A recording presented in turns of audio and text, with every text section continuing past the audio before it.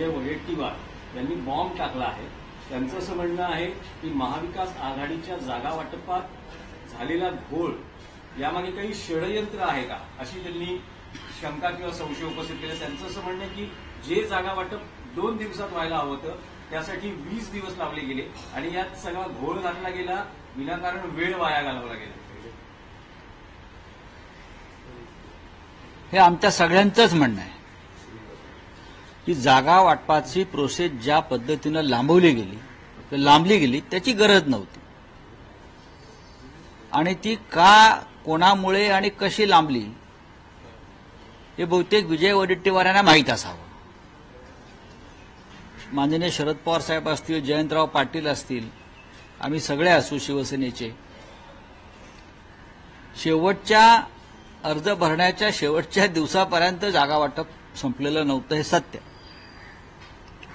कोणत्याही अलायन्समध्ये किंवा आघाडीमध्ये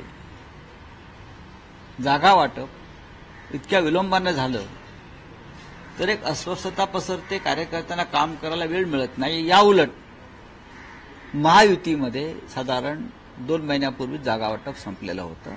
बाकी त्यांच्या चर्चा वगैरे काही सुरू असतील. तर विजय वडेट्टीवार यांची जी वेदना आहे ती संपूर्ण महाविकास आघाडीची वेदना आहे. चुका झाल्यात आणि त्या स्वीकारल्या पाहिजेत. अनेक ठिकाणी चुकीचं पद्धतीनं सीट शेअरिंग झालं हे आता आम्हाला कळतंय, तेव्हाही आम्ही सांगत होतो.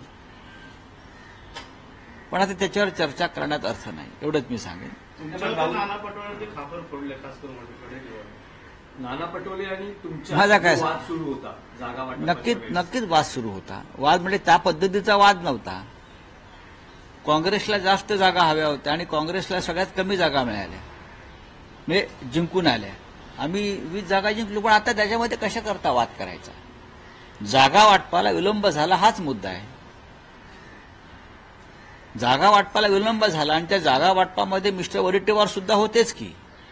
विदर्भातल्या काही जागा वडेट्टीवारांनी सोडल्या असत्या काँग्रेस, राष्ट्रवादी किंवा शिवसेनेला, तर फार बरं झालं असतं. ज्या जागा ते